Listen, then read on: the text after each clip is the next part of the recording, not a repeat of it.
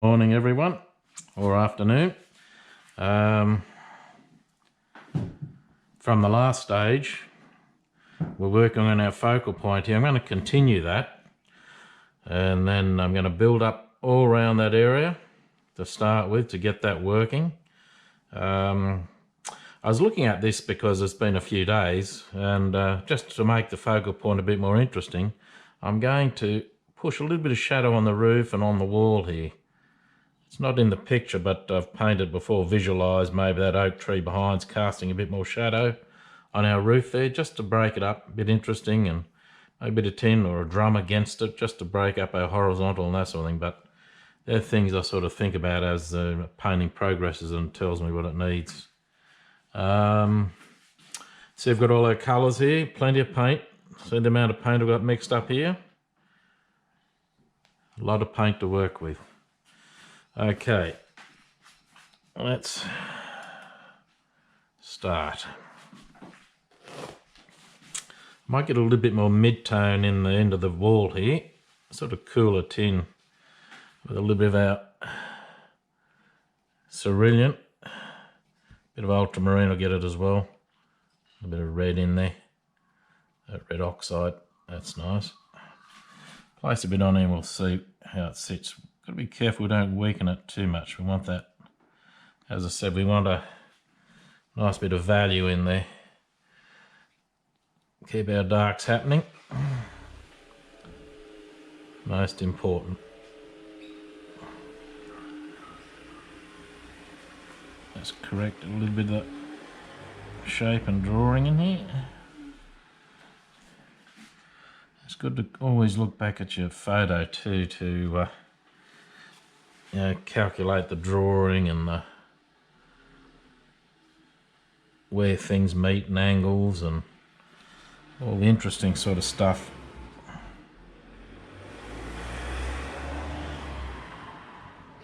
There we go, nice.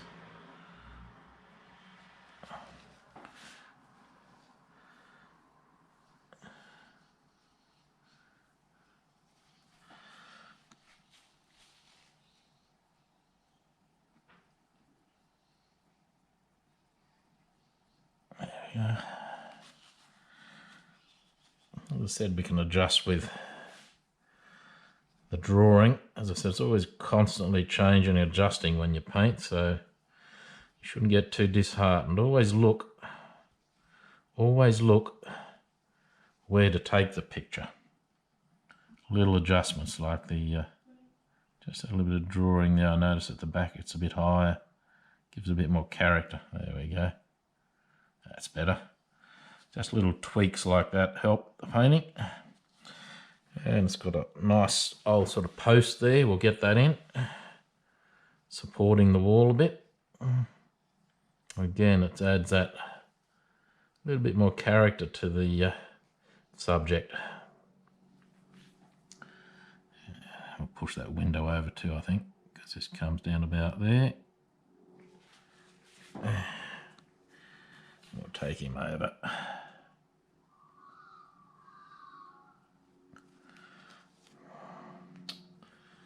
There it is.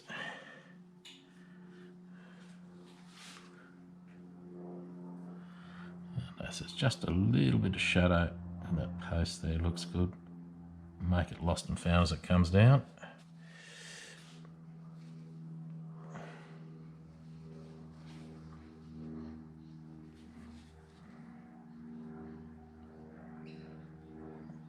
So take that over a bit. There we go.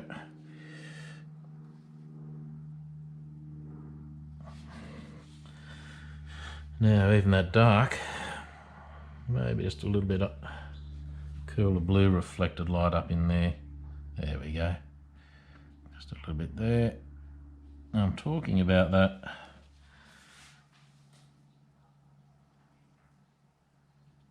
shadow. I'll just strengthen up a little bit of that shadow, a little bit there too. There we go.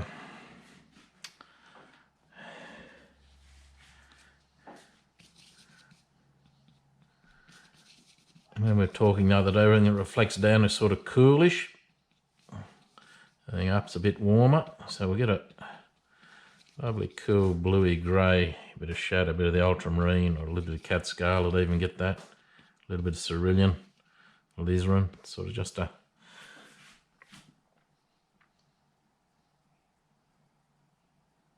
It needs a little bit just to make it interesting here a bit more. There we go. Just a tad. Break that roof up a bit. Ah yes, look at that, that's much more interesting.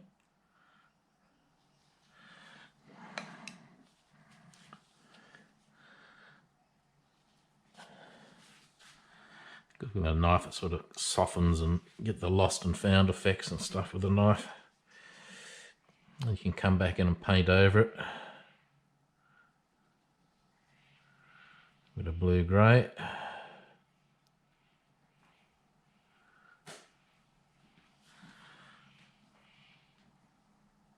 Because we've got to make, I want to try and make this focal point as interesting as possible. There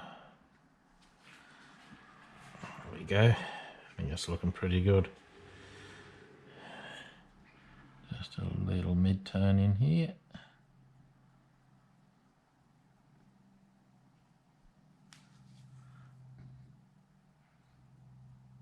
There we go.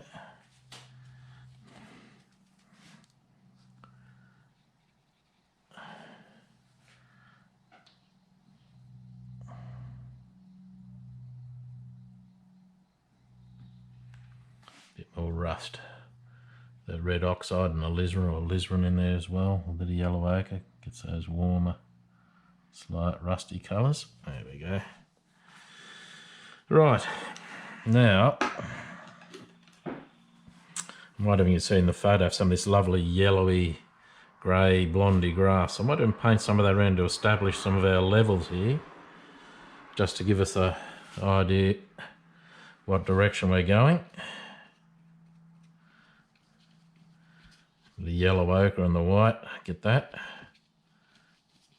A little bit of blue in there just to grey it down in areas. Red.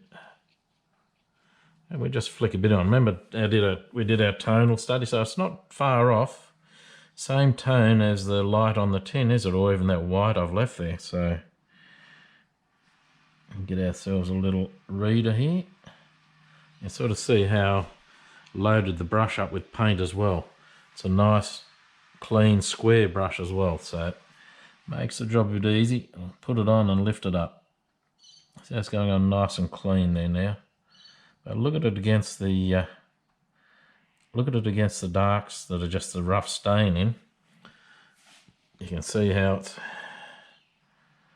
starts to read. Once you give it a dark on there, and as I'm skipping through, there's subtle little darks I'm leaving through the brush stroke. They add to the greys in the landscape. And it's still slightly dampish for me. There we go, look at that. And even behind the shed, we've got another depth.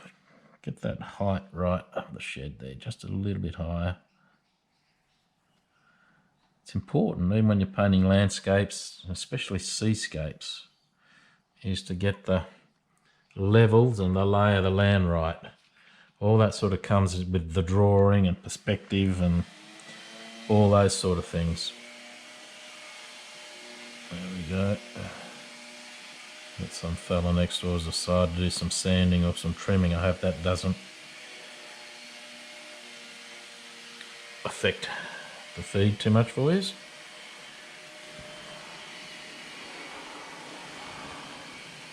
Through there.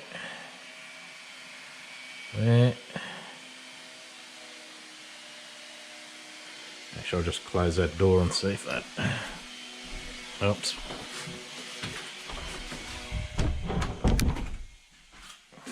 It's better.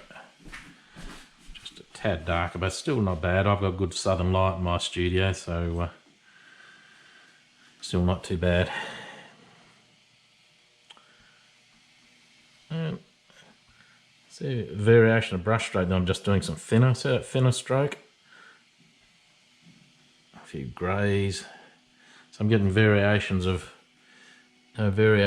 texture and that sort of thing. When you remember the first lesson where I showed you a few ways you sort of brush the paint out, or you can brush the paint out, then you can come back in over with impasto, all that sort of thing. It's probably just trial and error, and you develop your own, you know, sort of mark making of the brush in a way.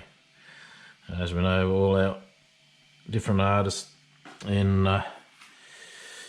history have made their own brush marking and that sort of thing to give us the different effects, or different effects they achieve comes in the mark making of the brush and that sort of thing. We'll take it through roughly, just to give us a few levels. I don't know if you can see that. So that stroke there, see how I've brushed it over and little bits of the dark come through? Indicates the shadows in the grass and bits and pieces and that you know, exist in nature.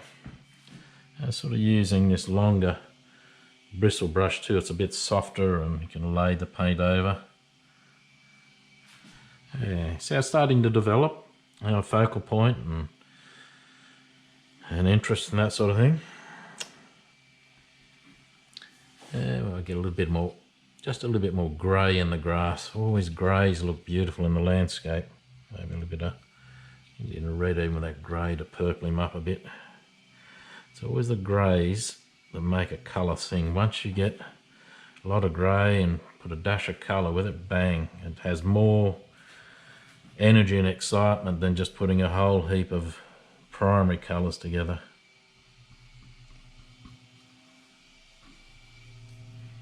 So in masses and that sort of thing, is picking out the variations in your masses of colour. It's not just one coloured green in a grass, there's just subtle variations and all that sort of thing that come in it. I'll just do a very light skim through here because I'm going to bring in that other structure that's on the right of the subject. I'll bring him down a bit and that'll help point us back into the painting as well. Nice little thing to point you back into the picture. So it's using all these elements that make a painting work. It's sort of, you know, trying to draw as much out of it as possible. There we go, through there. I might even build up this area as I'm building up the focal point here, so get as much interest as we can. Even as I said, we get that working and we'll build the painting out of there.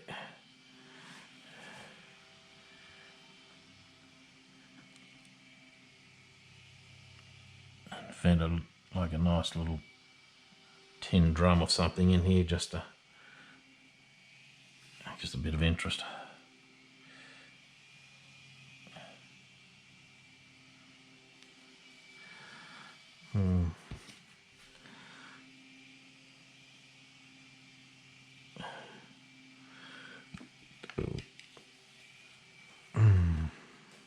We'll lean.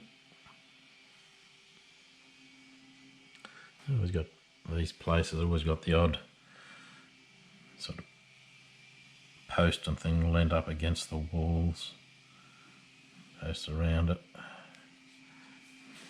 There we go. And a little dark area there just to indicate the shadow and our direction of light. It's a bit too big. Knock him back with a knife a bit.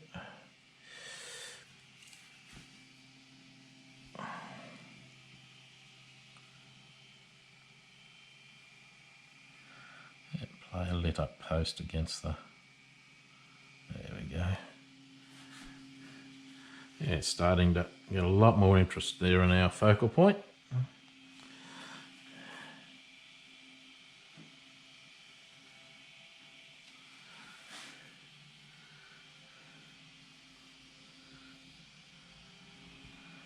Of course, these sort of subjects, the the focal point's a lot easier. And when you're painting street scenes and you're painting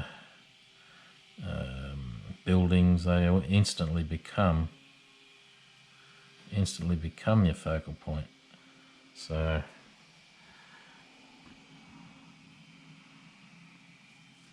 I don't need that. Let's see, how about we get towards the end? That'll do. Get the level there, going up a bit. Now we got him. We might even move on to, no, I will do, I'll do a bit more of the trees there.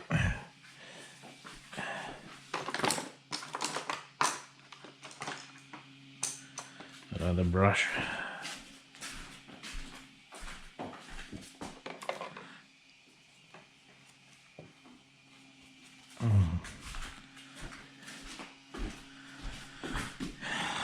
This will Turner brush, 577 brand. This it's a size 16. Cost you all of $1 or $2 this one. Right, now I'll just re-establish a little bit of the dark with a bit thicker pigment, a little bit of the red gold and maybe a little bit of alizarin, ultramarine of course. And we'll get a design. I'm going to kick these darks back in this painting so we'll have this stronger tone, strong there, then we'll weaken the dark a bit just to give a little bit more depth to those big row of oak trees behind. You can see when I'm skipping over this now, my original bit of underpainting comes into play because it gives me the base, and when I'm painting it over I've got bits of that coming through and there's not white canvas coming through, so just makes that job a little bit easier, I think. And that softens the building back in there as well. A bit yellow ochre even. There we go. Ultramarine again, so I've got plenty of ultramarine out there.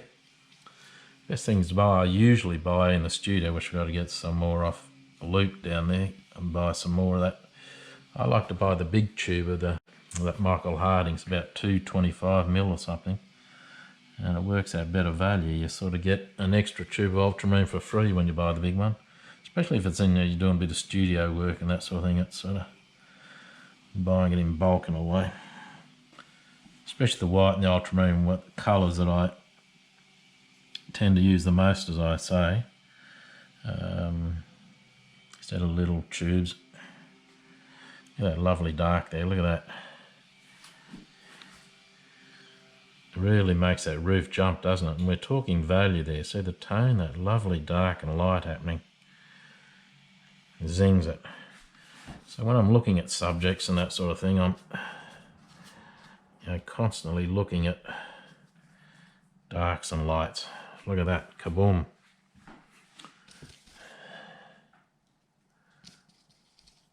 And we'll go a little bit of highlight, a little bit of yellow ochre, a little bit of the red gold. We'll start with that. We'll add a bit of, maybe a flick of red in there, the cat scarlet. We'll get variation. It's not all the same colour. These oaks, it doesn't show in the photos much, but usually they have yellowy highlights to browny highlights. Look at that dark and light happening there. And we got another sort of feeler one here as well, just hitting bits and pieces. They look great. And this is a long bristle brush, and I've loaded the paint as well, long bristle brush. And that's the same sort of technique as the grass in a way. I'm sort of laying it on and flicking it over the darks, leaving sort of little highlights where I want amongst the darks there. So see how the tree starts to take form. It's about making sure we're getting the dark and light values happening. Look at that. And I'm constantly looking back, sort of looking back at the subject, taking through there a bit. looking back at the subject to so you get an idea of where I want to place all these darks and lights in the painting.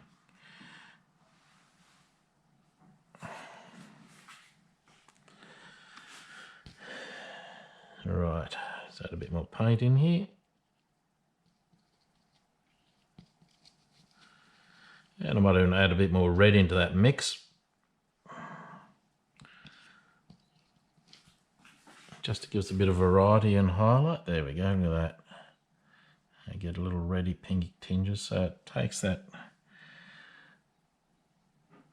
monotonous and regimentation out of your painting as well.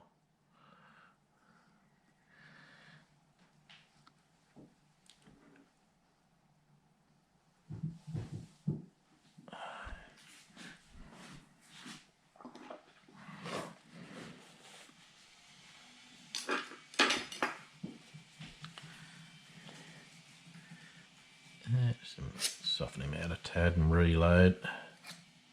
That's got him. A bit more highlight on him. There we are. Lovely.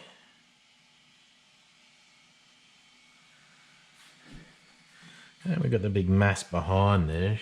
As I said, I might even kick him back just a fraction in the subject. There we go. That's good.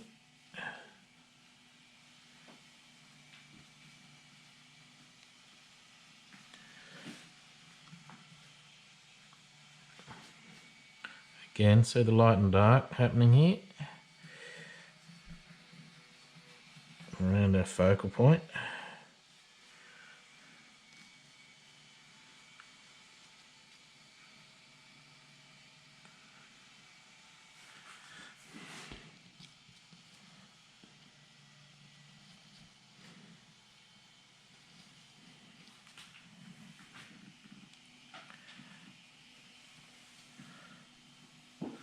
And the variety of tree in there too. I see that, as I said, the which would go well. I'll even lighten him up a bit more autumn colour around the focal point. So I've got a bit of the cad yellow and cad scarlet here, a bit of white to him, and we'll make, there we go, look at that, and just give us a little bit of a different tree, and just to break up that massive oak sort of colour.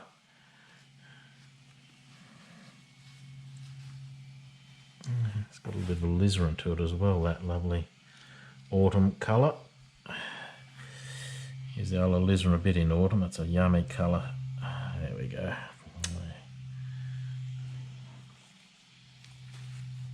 Just cut our building a bit too much, but we'll readjust that with the knife. There we go.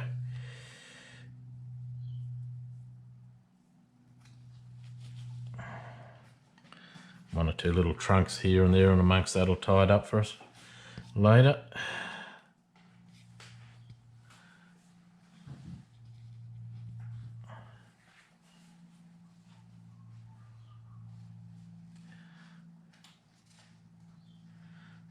And just scumbling, loading the paint up over it. There we go. As always, I said, it's always important and good to step back. Keep stepping back from the painting and see how it's shaping up as well.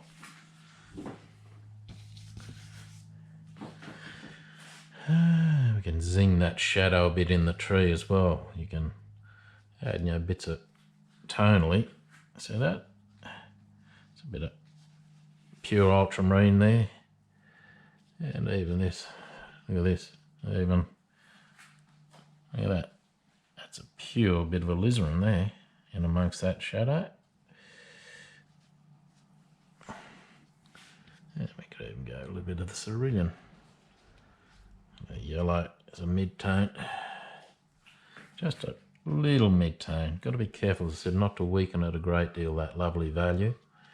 We want to keep that in there, but just a little mid-tone, just a tad. There we go.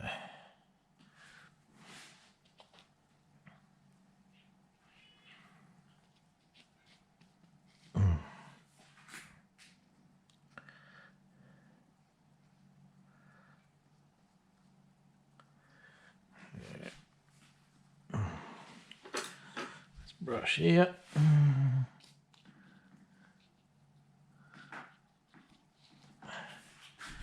Get that back. That was a nice little shadowed shape there. Yes. The Edberg Filbert's good for just those little tweaky bits where you I just want to scumble some finer detail around here and there. Turn it on side, see that? Little highlights. They look good where they're hid amongst the darks.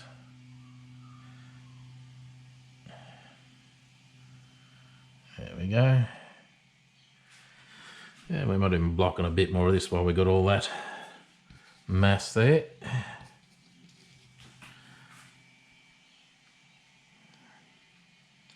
Cut back in. So it's starting to develop here now. When you cut back in, so we're getting some lovely lost and found edges too when we cut back there, like into some of the ones we got. Pick up the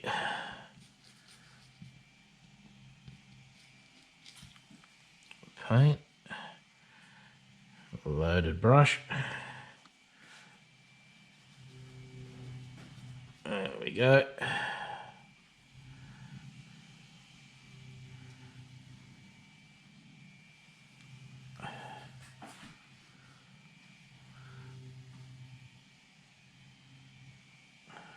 See the little darks from our original staining coming through in areas. Just thick enough pigment to carry as well. It gives you a nice contrast of thick and thin paint in the painting as well. Now, we might do a bit of work on our main sort of building here. Since I've eliminated that big tank there, and I'm thinking of putting a bit of a structure of it there, or even back there. It might even look good even back in here, send it back. Break that up. Anyway, I'll think about that later. I'll get a little bit of mid-tone of the tin in shadow here for our roof. That's right. Plenty of paint. I'll get the big mass of shadowed blue in first. Blue-grey.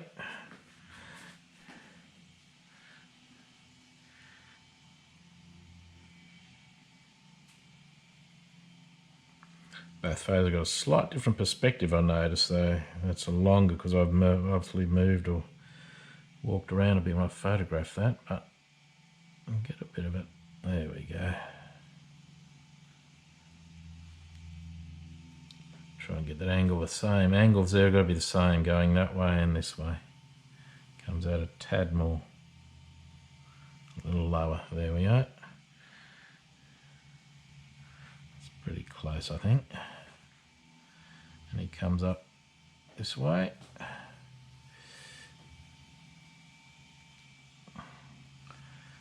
And see how the effect of that staining's working as I'm dragging this paint over. A little bit sort of coming through for me. Give me that variation of subtlety and tone in the painting. Look at that. Starts to take shape, doesn't it?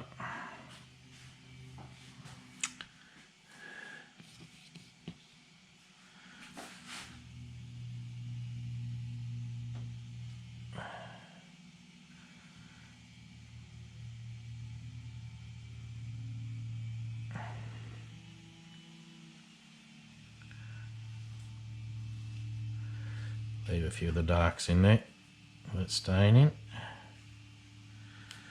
And there's a bit of rust in there too, which probably the bit of alizarin amongst that mix is going to give it to us. Maybe a little bit of red, just a little bit of red oxide. But the variation, I can see it on the roof there, the slight variation. There we go. See the angle of the tin, I'm keeping the same. The brush stroke coming down the same way, imagining the angle of the tin and the way the tin's laid on the roof on that angle, this way all the way down the painting. There we go. And it's relating there. The perspective at the base hits about there, so if we draw a straight line, there, bang. And we want to get this angle right too, coming back this way. The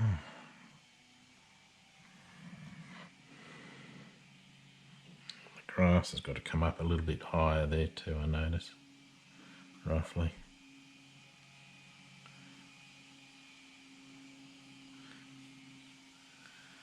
And bring it down a tad more.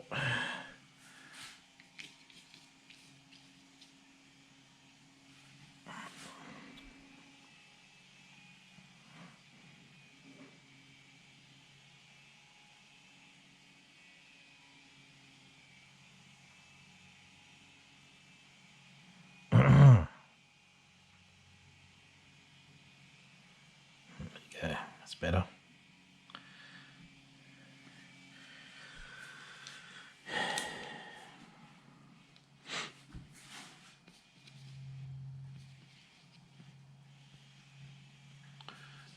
And we'll put a bit of the tin at the end of the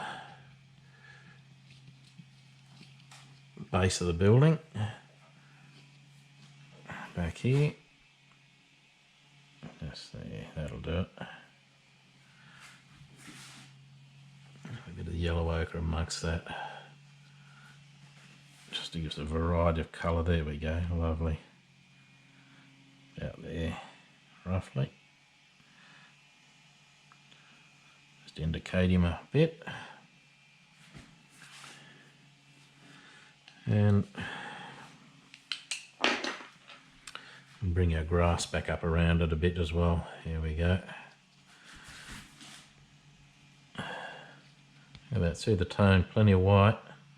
It's going to give me the tone I'm after here. And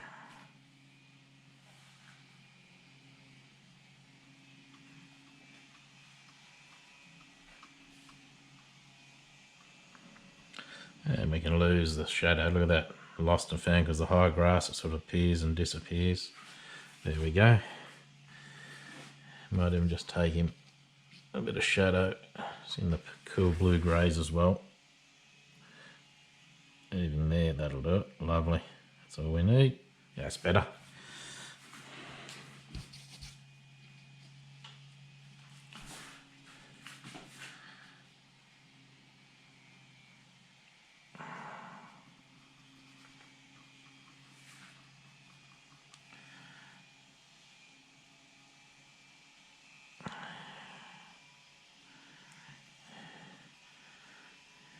So I'm mixing a bit, getting a bit of grey amongst it as well. Look at that. Yeah, it's sort of sitting nicely now. I might even push a little bit more reflected light, even some of these warms, so the grass is bouncing up in the tin there. There we go. Just a little bit, don't need much. And you can see through the back there's a few gaps in that tin there, which is indicating, you know, the it is oak highlight, which looks good. Let's have a look. Just a bit there, letting the eye through. Little negative shape, there we go. Lovely. And a little bit through there as well, see? And you can just soften them back a bit with a knife. There we go. Just up there.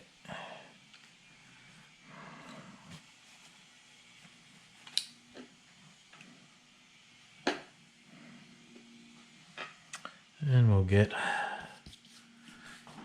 just a little bit more dark in our building. Maybe a little bit of alizarin and ultramarine again, actually with the red oxide. That'll give some nice dark in here.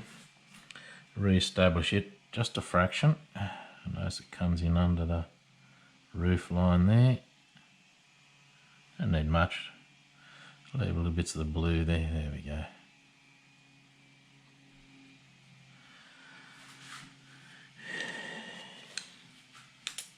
So I'm going to put that water tank, the smaller water tank there, will look good. Now we've got, which I'll just brush on there lightly, some of that dark. I'll brush on nice and thin. It comes through here, brush it on nice and thin because the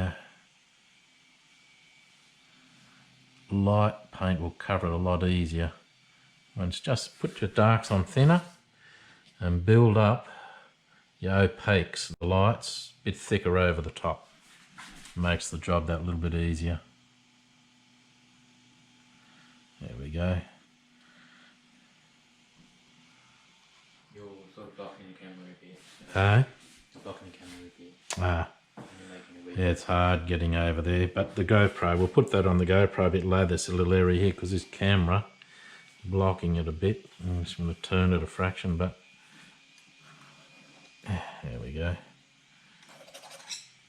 Get in there.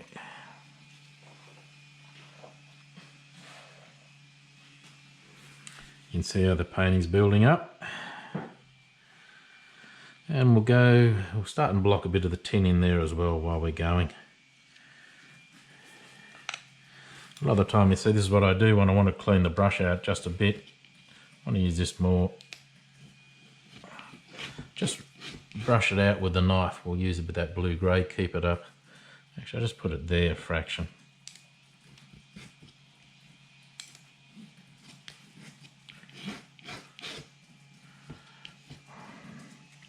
That's how I usually clean my brushes out. Just give them a scrape out with the knife, give them a rub like that. And as I said, sort of stops me using too many brushes. So the whole painting, I said, you know, maybe 1, 2, 3, 4 or 5 brushes. The whole painting, that's all we need.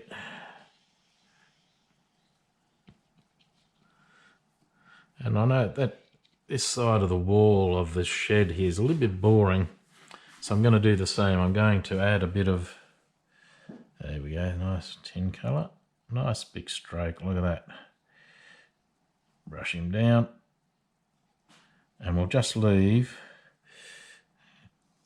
a bit of that underpaint there. There we go, look at that. So it coming through. Dial him back there, but I'm bright on the edge there, but as I said, I'm thinking of bringing power pole and a bit of a bush up there just to break that big mass, which you sort of see. I did my own photoshopping there.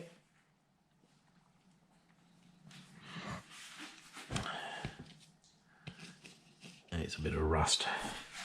Let's give it a bit of rust. There we go. That's better. Bit more interest in there.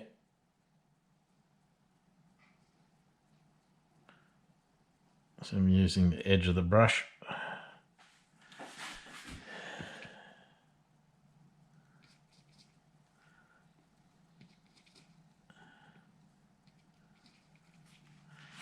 Bit of a variation in the tin. The ochre. Get some old corrugated iron and tin. There's lots and lots of character in it. These buildings have got a lot of character as well, which adds to our subject.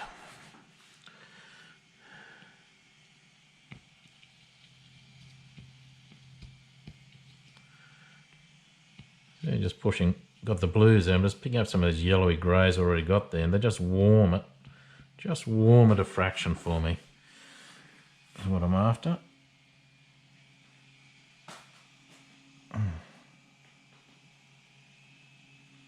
That nice crisp light against that dark there. It's difficult, I'm trying to do this, but you'll see it on the, when Josh edits it on the GoPro edition, you'll get a bit more of the detail of my shoulders blocking it. Sort of trying to paint backhanded here.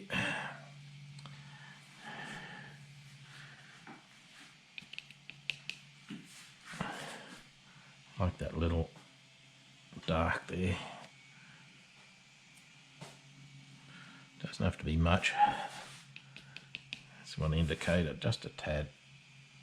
There we go. So I'm wiping out the knife so I use it, softening. So we just want a little bit over here. We don't need too much. We don't want that to be this bright area to fight with our, well, not this bright area to fight, but it has to complement to a certain degree. We want it to complement it. That's better.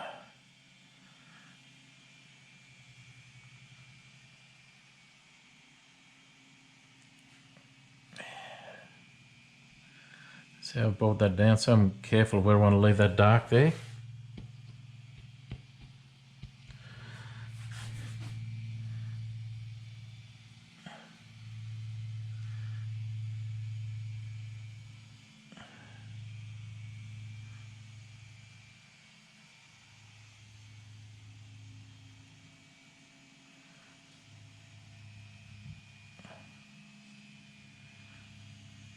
There we go.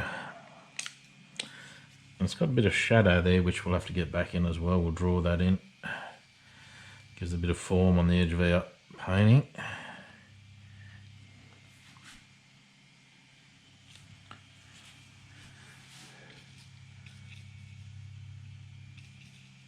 Again, we could maybe get a bit of rust over here just to make it a bit more interesting. There we go.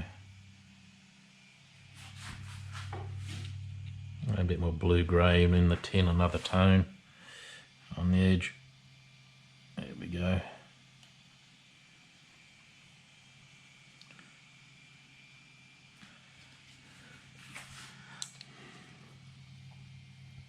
Plenty of white when I mix.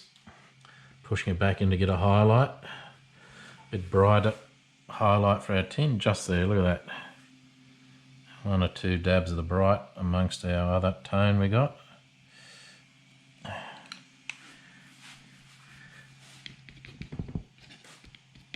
And the edge of that knife, we're gonna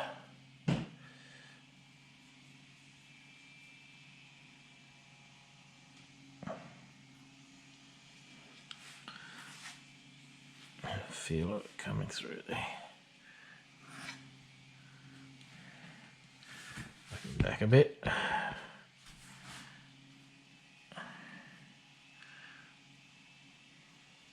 And slightly dry brush to have some of that dark coming through. There we go.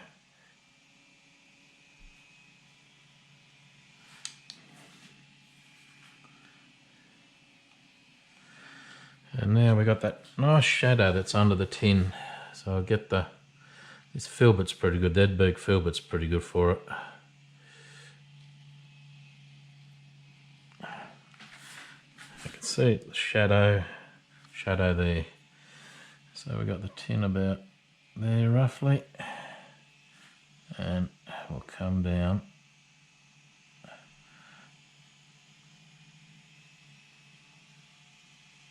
There we go. A little bit darker.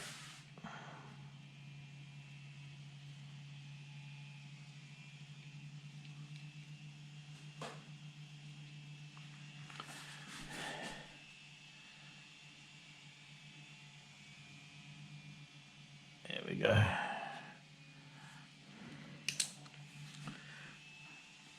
Like that.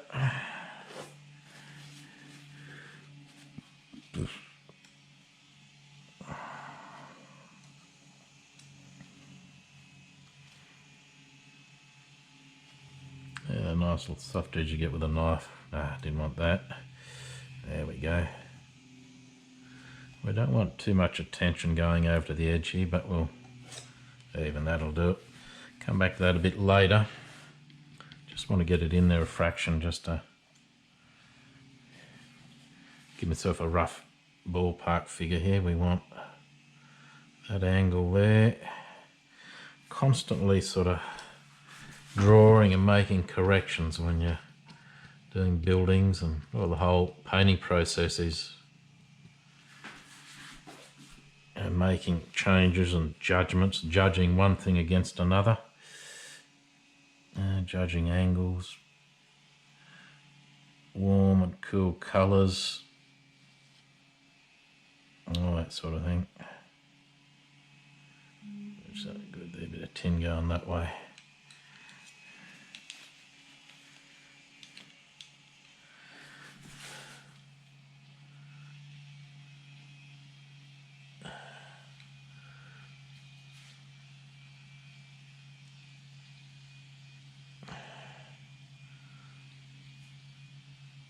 go. Let's make that little.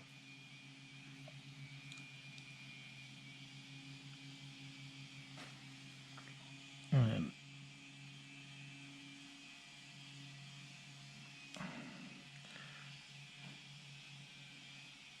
there's a few little darks back in, scumbled over there.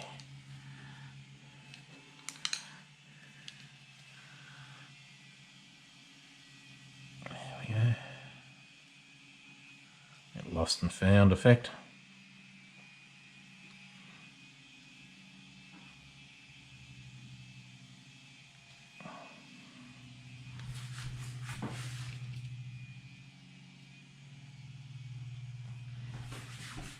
Pick up a bit of pure cerulean and put in there. Look at that. There we go. Gives the cools.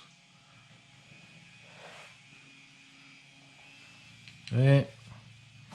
We'll just indicate there's a little highlight, which the palette knife's ideal for this. Just get the paint on the edge of your knife like that.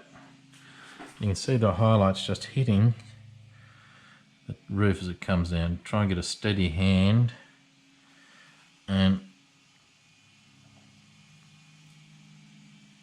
roughly about there. There we go, look at that.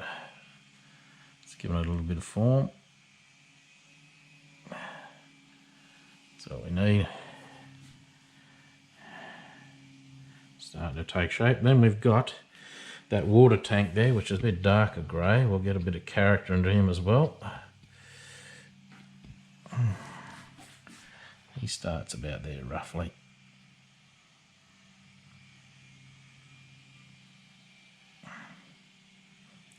Take him a little bit higher.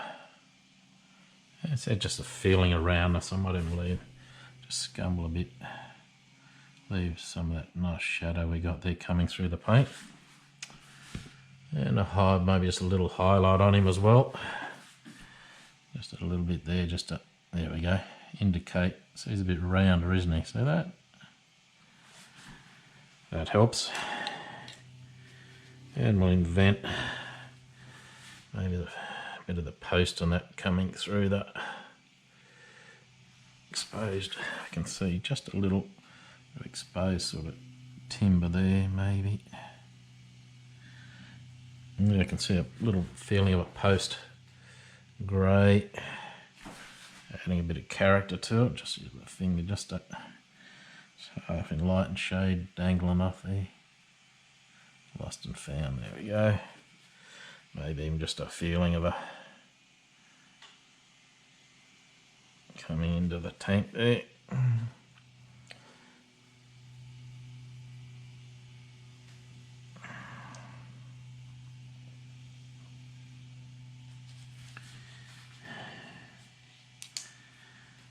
We want that shadow there. Make him a bit higher. That's all it needs.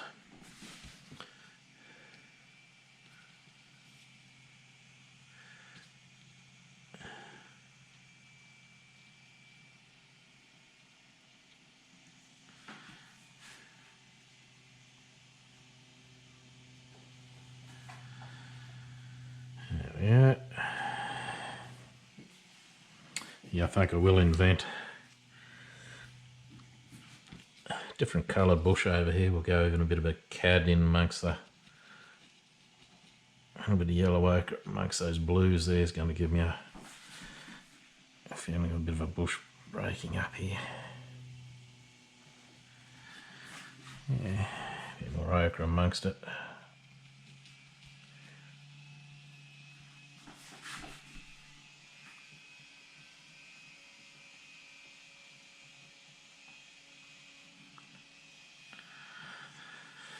It brings him down a bit for us.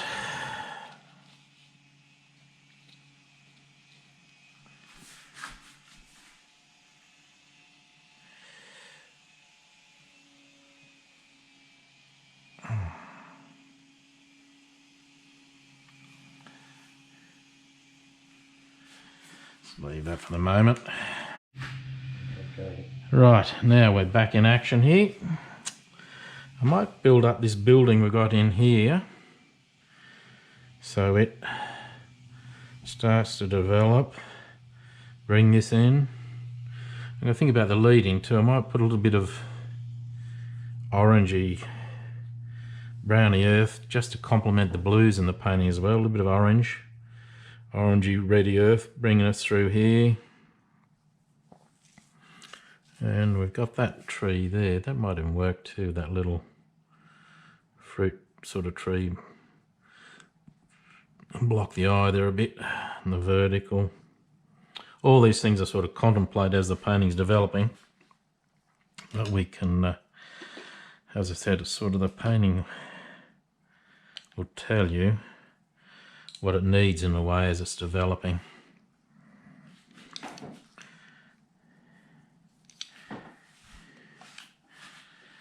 There we go, some a nice pinky.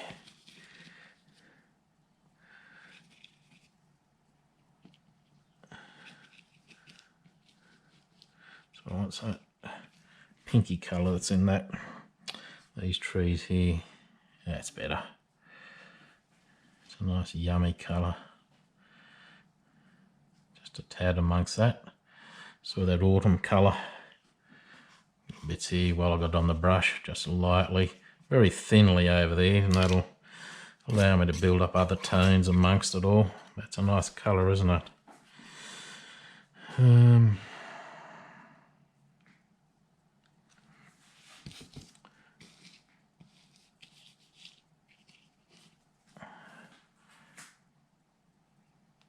bit of shadow stronger just off the base of it there.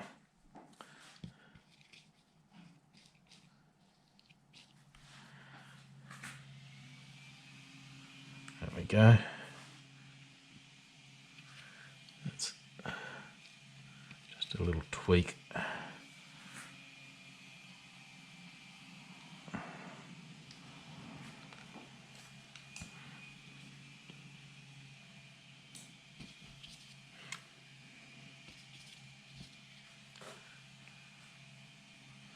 I will, when we finish the session, I'll take a there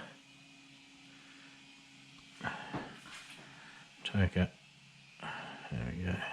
Gotta get that right, that nice lost and found effect through there.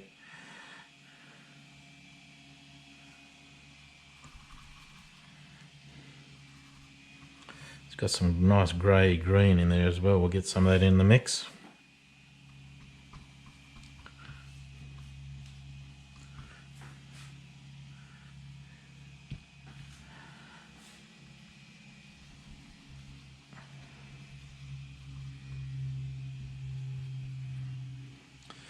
Okay, let's do a bit of this building here. Looks good.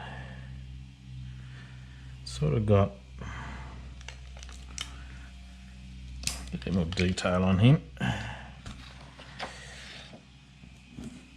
This is great. Just to zoom in a bit more, I'll leave it there.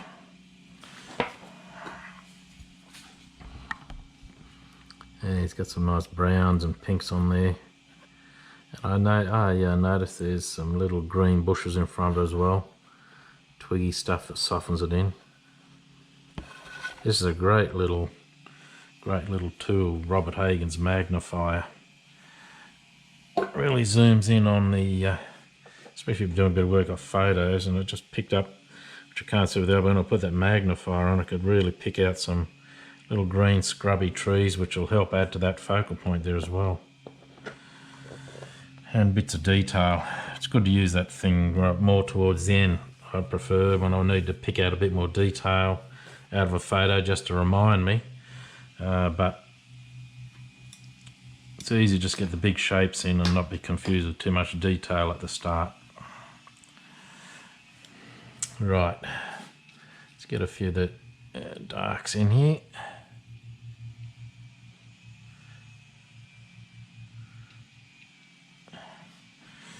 And we've got this building behind, which roughly when I draw a straight line across it, it's about there, about there. That's it. So I'm pushing the dark back in because I see the little dark shadows, the value in that little opening there. So again, we're pushing the darks in. You can go up to about there. Pushing the darks in. There's darks off the side of it as well. Values. Again, the ultramarine, a bit of the red in it's going to give me that sort of colour I want. I put on a bit thick. Now I just scrape it back and allows me to load the lights over. So I'm just scraping back any darks. And we'll go with, maybe I really like that, that browny colour. I just looked at it through the magnifier, sort of like palings and bits of tin and all that. But you can, a bit of alizarin's going to get that pinky colour, cad scarlet. We're looking at reds. So we'll go a bit, there we go. It's a nice colour in the painting too, isn't it? A little bit of highlight, a bit more white to it, get an extra tone in there, so that. A variation in my tones. Look back at the photo to see how far it sort of comes through.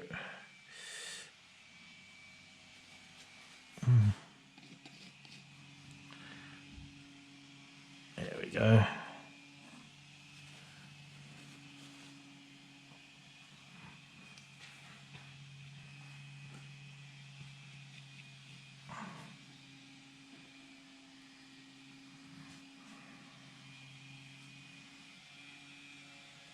Gauging sort of the width of how wide it is. Quite wide, that actually, when you start looking at it.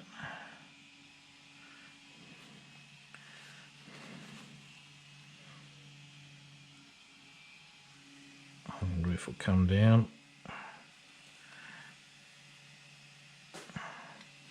We can soften our grass back up around it.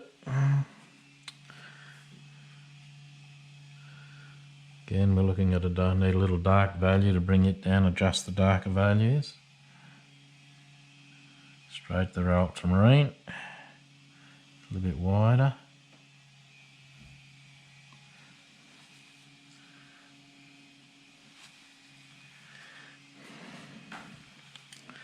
Yeah, we've got the tin there. Scrape our brush out, we'll get a clean start. Bit of an area with the greys.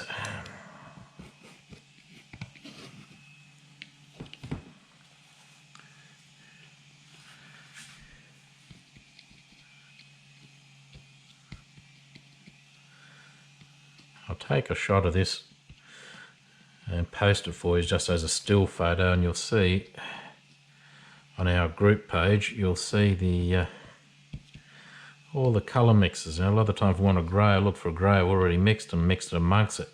Because I've already got my red, yellow and blue in the mix, so I'm just at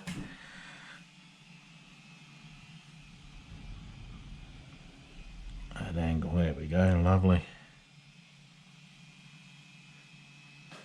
About there roughly.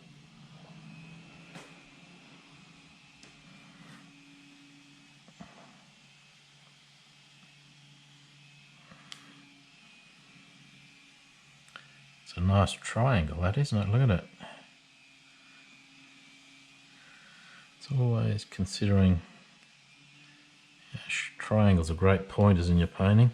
There's a few of them here. Triangle there, triangle there, triangle. We've got a rectangle. It's always little things to consider with your composition. The dynamics of shape in composition. And give you interest and variation as well.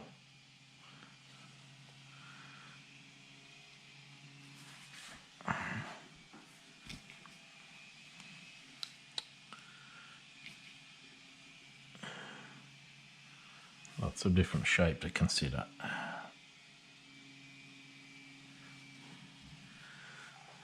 The little white door looks good.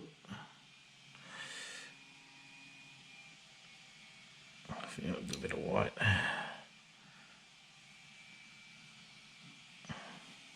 Just need him enough. As I said, a lot of these things to complement around here. We just Don't want them to fight a great deal, but we just need them to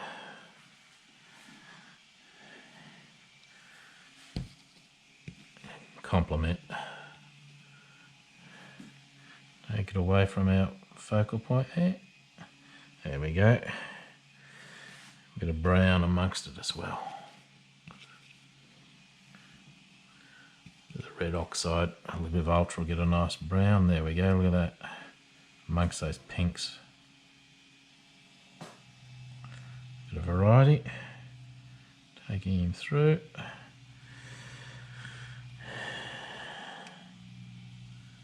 Getting that shape we want in there.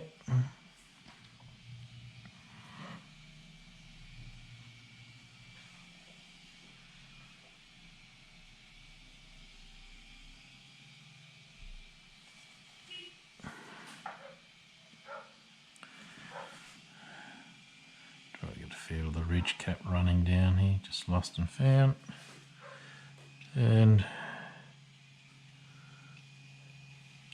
a bit of rust on the roof as well. There we go. Just a bit of ochre even. Red golden ochre. Feeling a right bit of rust colour. Go back to the bigger brush.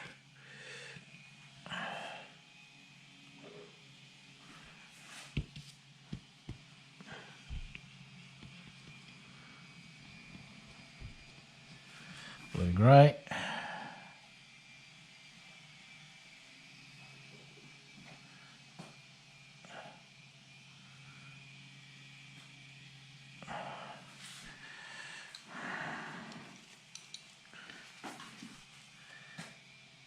Looks like a little bit of a veranda coming off it actually, looks good.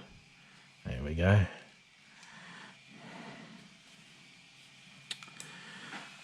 Change the brush for our grass, this nice sort of flat with a soft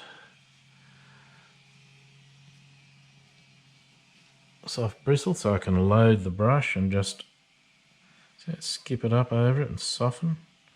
So what I've established there already, I can just bring it back up over it. Look at that. Oh, there's him a bit, doesn't need it that long. There we go. So it's just feeling the paint off the brush. There we go.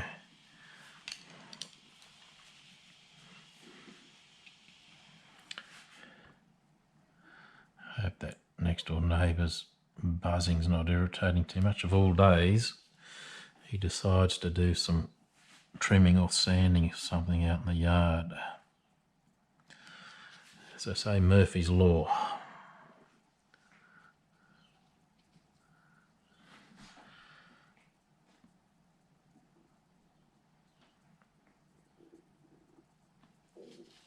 Okay.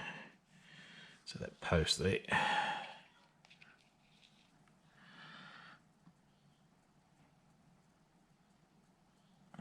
So we're drawing with the brush, aren't we? That's a little bit of interest. And as I said, that sort of greenier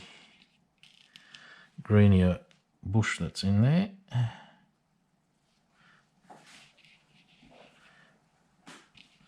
A little bit of cad, just to break up too, the greens. So it's giving us the, there we go, to that variety in the greens as well back in here. Lovely.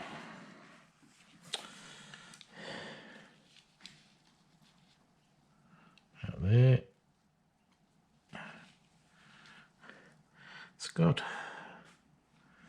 might make that shadow, and it's a little bit lit up because it's on there, it's just turning into shadow a bit, but I think I'll just go with it more shadowed because it's going to be covered. It's, as you can sort of see in the picture, it's sort of softened with softened with a lot of the tree over it as well, so which is good because it helps me make it, you know, secondary to our focal point and everything else in the painting. What we want, there we go. A little bit of mid-tone amongst that dark.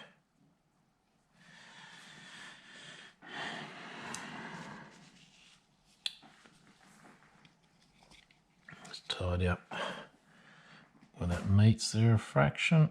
There we go.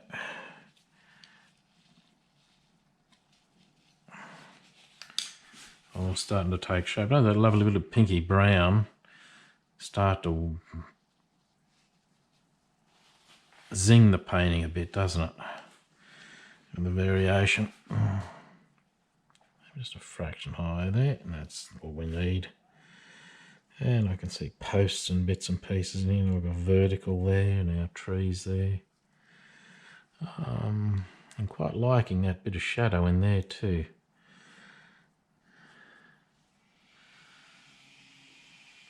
Not even. Just re-establish that a bit with some thicker paint, thicker dark, ultramarine, a little bit of the red gold, a little bit of cad yellow or Indian yellow or raw sienna if you haven't got the red gold. It's going to get that sort of bluey green for you. Even underpainting that looks good. There we go.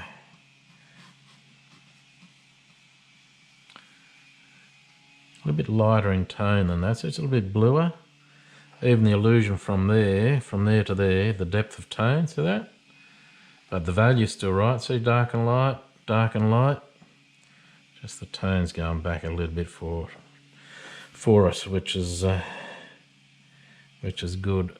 And they're a bit lower there too, some blue-grey darks, quite like that. There we go, you can kick it back a bit more there still, because these spindly trees we'll put in here will be the value of this to bring it forward from there as well. There we go. Sort of all connected in a way. See, they blend them in there. And a bit of highlight. Bit of the yellow ochre. Great landscape colour, yellow ochre. A little bit of red into it, just to warm it a tad. As I said, a bit of variation in our... There we go. That's given us a feeling of the distant oaks going back a bit further there, hasn't it? From there, richness and strength of colour.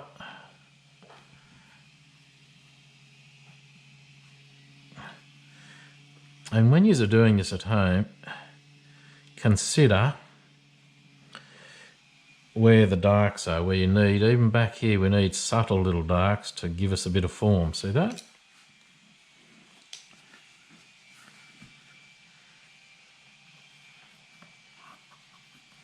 And soften it back out in with a knife.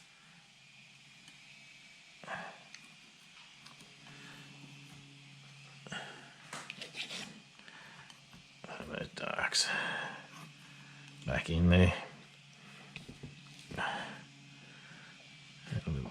Some lost and found out there. There's just some backdrop.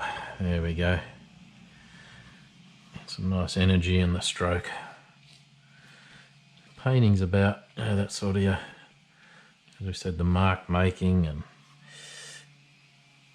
different style of brush stroke and energy in the stroke in areas. Gives the painting a zing. Every artist tends to have their own little mark making ways of doing things. There we go.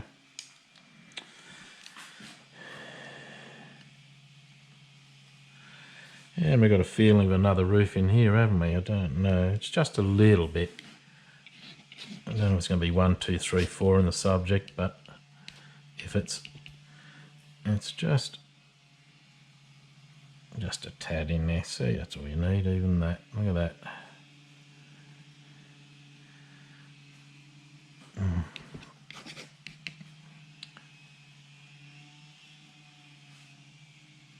Lost and found effect.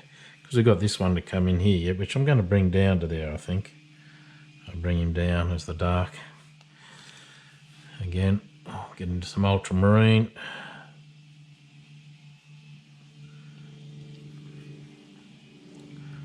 And bring him down to about roughly there. There we go.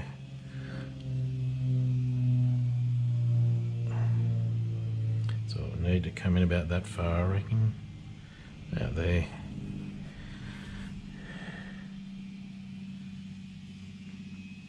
that tank there, I'm going to sort of might even just reduce him to bring him into the foreground a bit there. Yeah, that'll work well, I think. We'll go with that.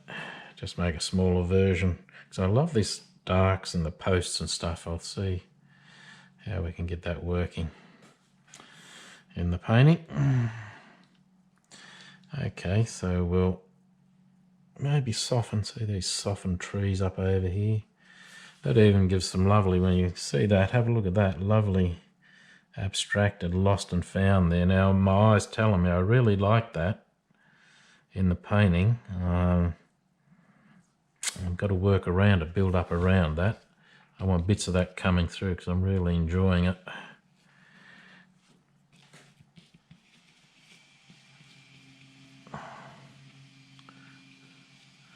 Comes a stage where you get the painting working and you got to sit back and look at it. You sort of can get a little bit overexcited with it. There we go. Look at those greys. A little bit more cad. Bright yellow lake.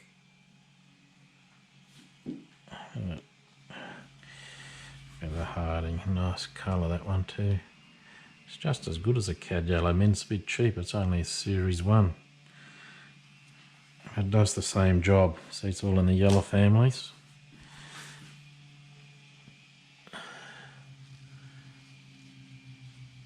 There.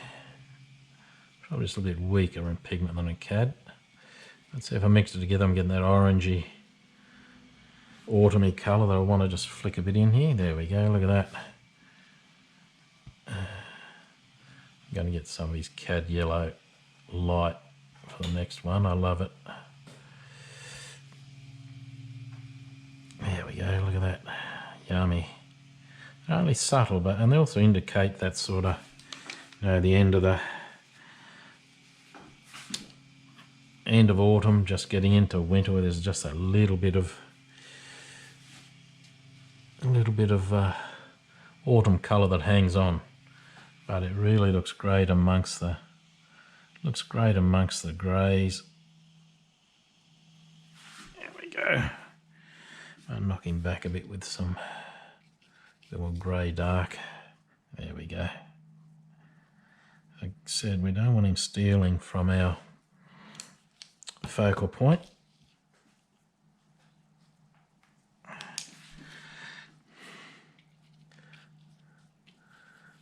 Whole painting has to complement as we travel through it. Greys.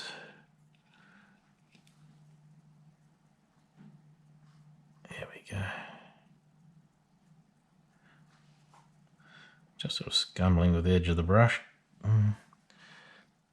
a little bit there. There we go.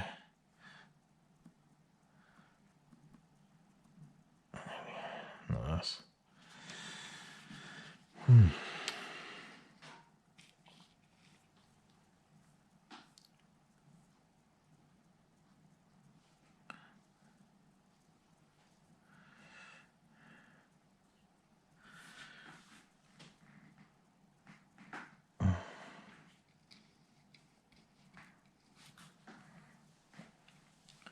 Oh, look at that.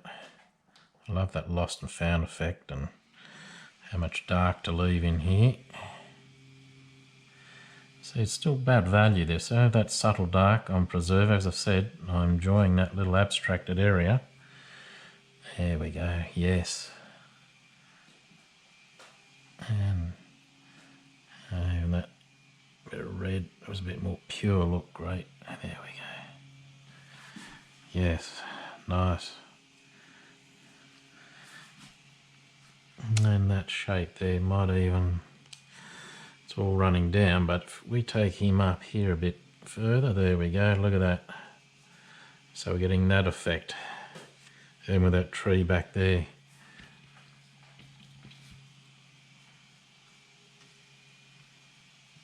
That'll do it.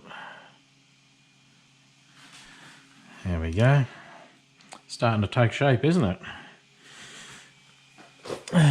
We will probably finish it off by the next session, I'd say. Might even think about a seascape or something like that, just a bit different to show you seascape.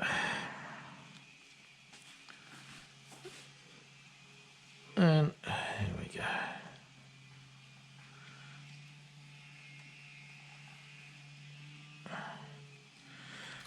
Mix up a bit of this, some of these nice greys there as well.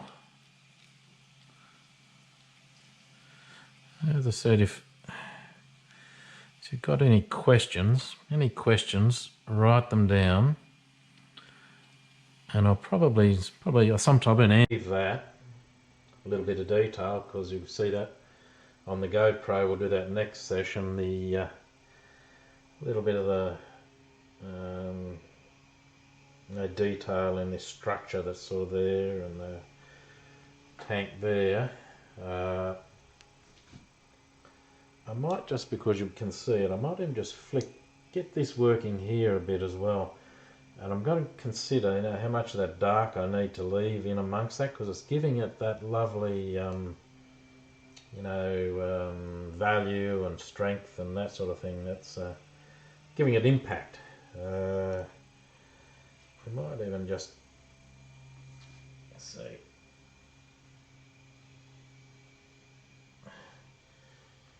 Flick a limb or two in here just to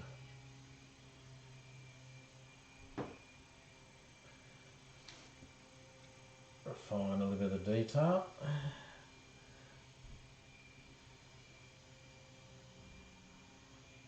Don't need a lot, just a little bit. Just indicate. Don't overstate, indicate.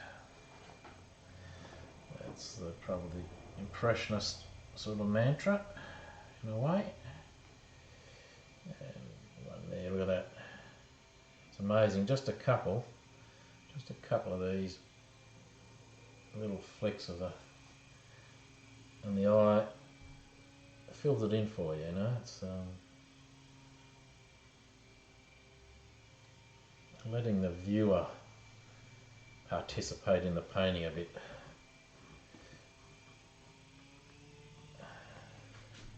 A little bit of mystery. There we go. Level him just a tad back, that's it. Yeah, even that wobble looks good in there. We've done it too straight, so we want to give the building some character. There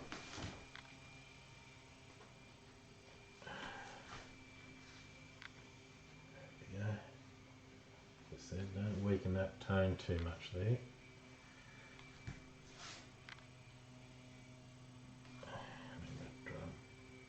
Bits of things are laying around in the shadow there. Tin posts in there, that's good. Just against the dark.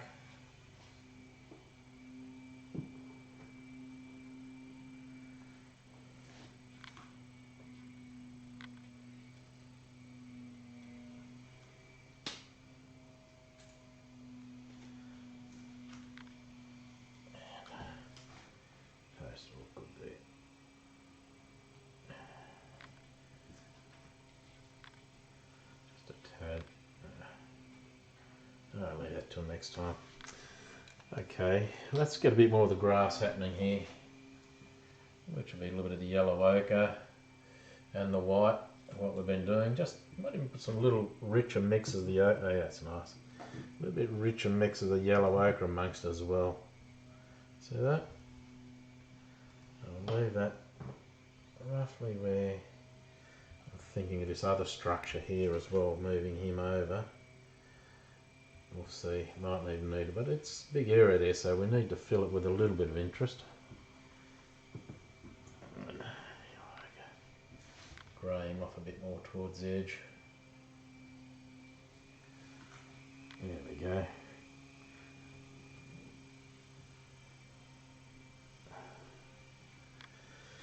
A little bit of the green grass amongst it. So that yellow ochre mix, so maybe just put a little bit of cerulean in that. There we go, look at that lovely. going to give me a lovely grey green, a bit more white to get the key. See that greyish green we got in there? Maybe just a little bit of ultra will do it too. Blue it down, knock it back a bit. So I don't want it to be a overbearing sort of green, but just a little bit gives us that variety, doesn't it? See that?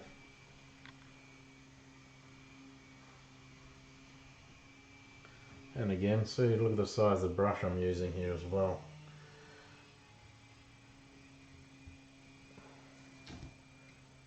Using quite a big brush for big areas. There we go, a little bit of green, we'll leave that. See some of the darks coming through in areas, the little subtle darks I'm leaving, just to indicate the shadows we want. And I said just a little bit of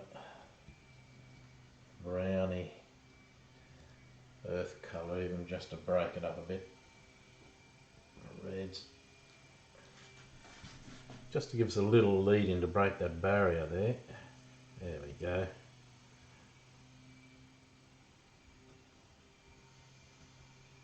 A bit of earthy red breaking through.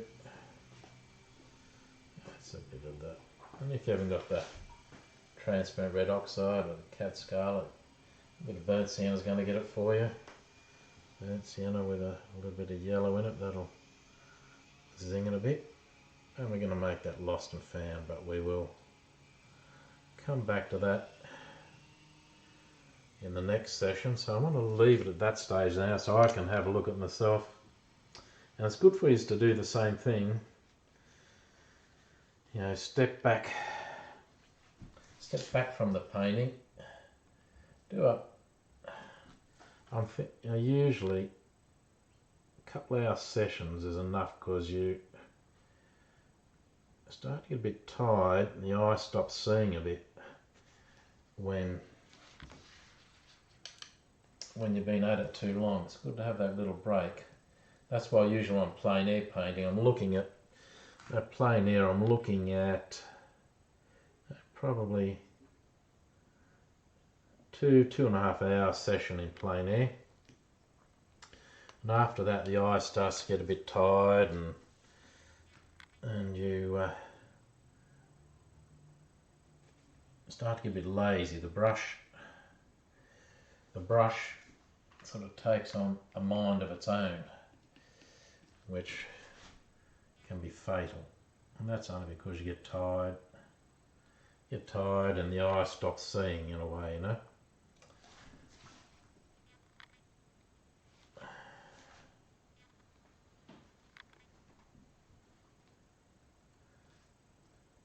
Indicate a bit of a post in there, light against the dark.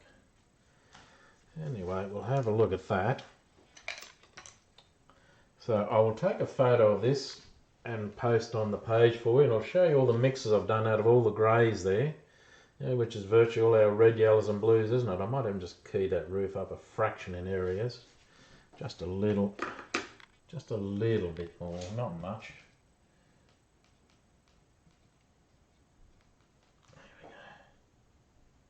There we go. Yes. So I need just a little tweak of highlight. Look how this one here is demanding our attention, isn't it? We're still, so we've worked out of our focal point here. And we'll look at a few posts and that around here later and that sort of thing. But the eye goes into there, and I think it's got a nice impact with those values. I'm thinking about, as we develop, maybe a mid-tone in here, I'm not sure.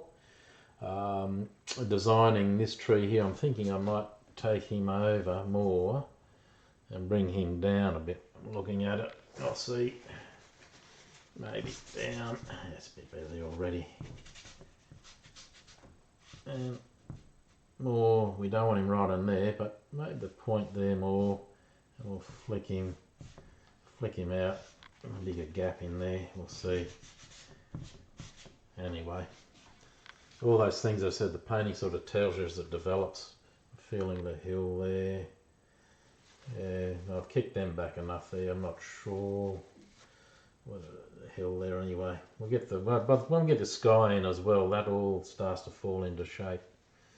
But the next session we shall get most of this done, I think. The sky, this structure in here, the detail in here, but I'll wait till the GoPro's back on to do that for you so you can see the close-up of it. Yeah, have a look, maybe a sheep or two hidden in there always looks good, just a feeling of them amongst those greys in the Australian landscape. I'm sure about a vertical pole there might even help as well. Won't have to be a telegraph pole, just a vertical through there to break that, hold us in the painting a bit. All these are little compositional structures. So okay then, till next time.